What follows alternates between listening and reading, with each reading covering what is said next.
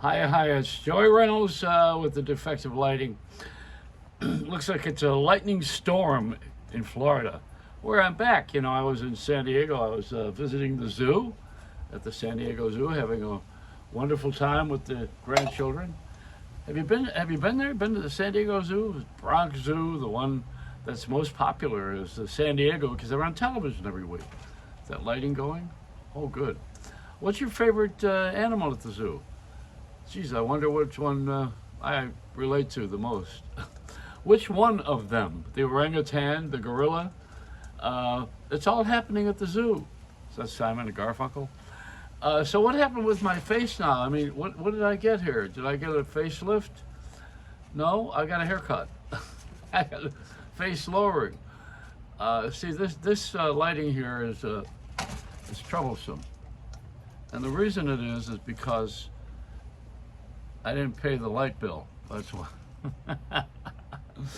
So what's going on? All right. First thing is I'm back in Florida and I'm at my station again. No, not a radio or TV station, but sitting here on my chair out on the porch, which is a few feet away from the walker I don't use. But I'm admiring it because I think that one day I'm going to need that pretty soon. I'm noticing people my age are passing away. And just before you go, you have that instrument of choice. As people start using that walker, not that it's everybody, but when they start using that walker, you kind of wonder, well, maybe this is an exit plan. I would start looking for the door. How do I get out of here? Of course, I have the key to the country here. It was given me by His Majesty, our Darth Vader. I worship Darth Vader because this is a guy that wears a mask and doesn't get pissed off about it. Speaking of that, I was on the flight from San Diego here on that red eye, and I sat next to two ladies. I had the window seat, so there's always three abreast at this point, three breasts. And I'm sitting there with two women who are wearing a mask, and I've had my vaccines and my booster shot, and I wasn't wearing the mask, and I'm sitting against the window. So I casually looked over and I said, "Did you have your vaccines?" And they said, "Yeah, we had all the vaccines and also the booster shot." And I says, "Oh, and you're wearing a mask?" He said, "Yeah, we wear a mask anywhere." I said, "Good, because I'm going to fart." So that was my journey on the way home. How about yours? Did you have one? Is this thing going? Is this light going to work here? It's my good side. I look hours younger. No, it looks like there's a storm in Florida, which is common here. So the trip to California, where the gas has gone down $1, now it's only $7. I mean, really, it actually was $6 and went down to $5.99. Can you imagine paying that kind of money when you're driving a car in New Jersey? And then they want tolls as well. They want the tolls. You're a taxpayer. You have a condominium charge, and wonder why people are broke. No, I wonder why they're going back to work. You got to go back to work because you can't afford to be out of work. And they say that the unemployment is only 3%. It was during, let's match it up, Ronald Reagan, who's a good economist, the economy was at that point, it was 6%, 8% unemployment rate. Now it's only 3. But who measures all this stuff? And then they said Biden's not going to run again because he's too old, doesn't look good, and we don't want Kamala Harris. And people go on with all these things. Where do they get this from? And that he's not going to run again because, what do they say? There was another one. Yeah. Oh, he only has a 3% rating or something like that. Where do they get all? I want to know. No one's ever asked me what I think. They're afraid because I'm going to tell them what I think. So I've never been surveyed. In all my years on radio and television, no one has ever surveyed me by calling me. Yeah, the census did. They came to Harlem to make sure I was white. That was the only reason that anybody ever surveyed me. Never. People have measured me up for pants on my inseam. They've measured me up emotionally for my wellness. I've had every measurement you could think of, including the colonoscopy, where they measured me up to see if I could still be around for the big one. But you know, I think what is a colonoscopy for anyway? What does it? What does that do? Oh, I think it keeps your colon in check. Well, see, I had a stress test most recently, and the reason that they gave me a sandwich to eat between the stress test and another shot of video and circumstantial camera work was because when you have something to eat and you are digesting, the large intestine then is active and moves away from the heart so they can get a better look at it with their scopes. And that's the reason why they ask you to bring a sandwich. It's not because the doctor wants to have lunch with you.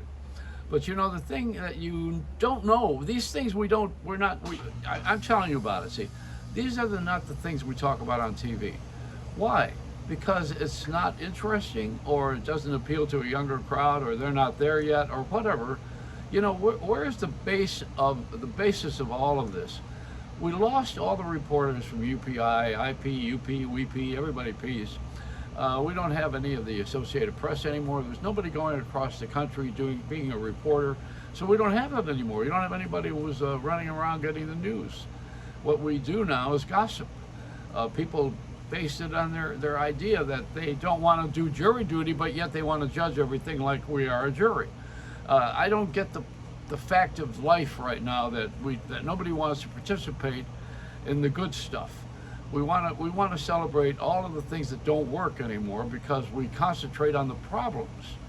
And I'll tell you, the overall problem with the entire world now is like the pandemic covered everybody.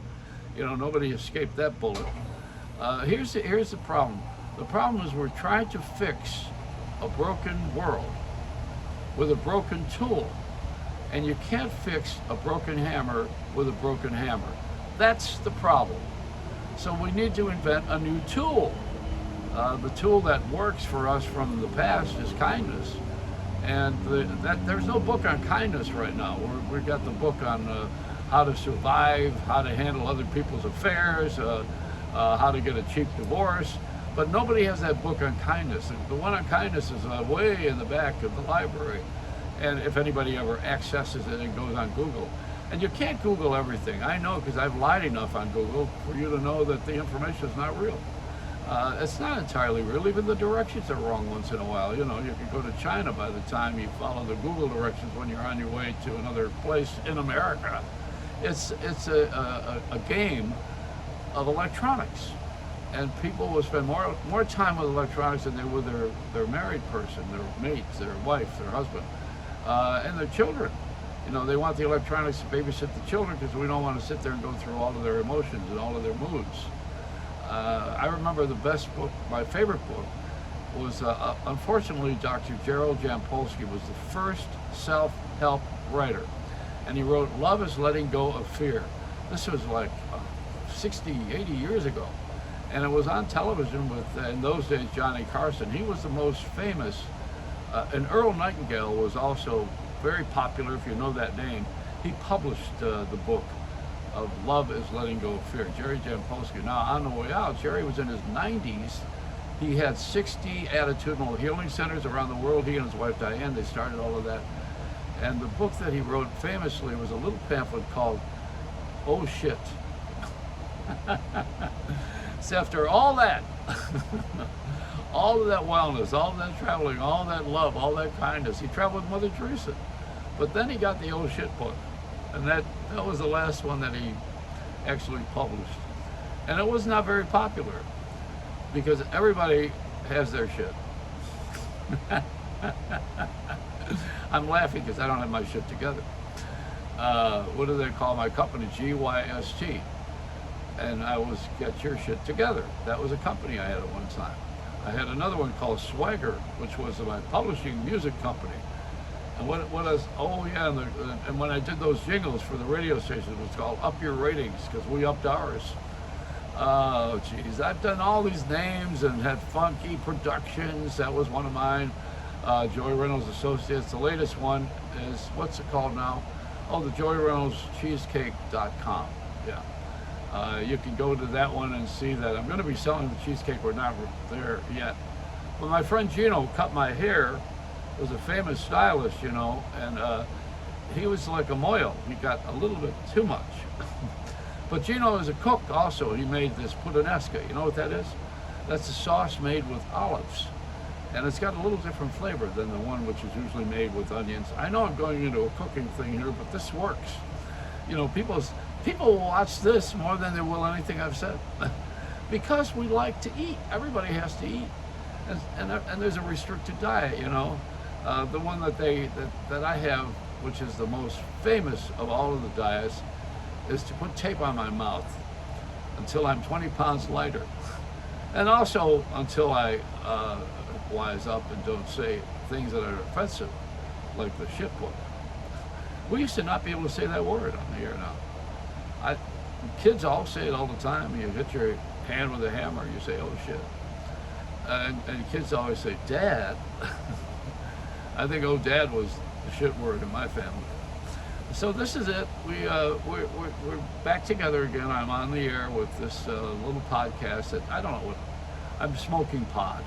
I got this thing on YouTube and on what's it called? The Late Joey Reynolds. Everybody thinks I died, so they're doing me a favor by watching this. They see if it's my last book or my last visit. I'm not done yet. I'm writing a new book on African culture. It's called Urban Jungle. It's about New York. So I'm working on that right now. Yeah, I have a copyright. But this is it. It's a so far catch up, you know, Operation Catch Up. It's a Reynolds wrap.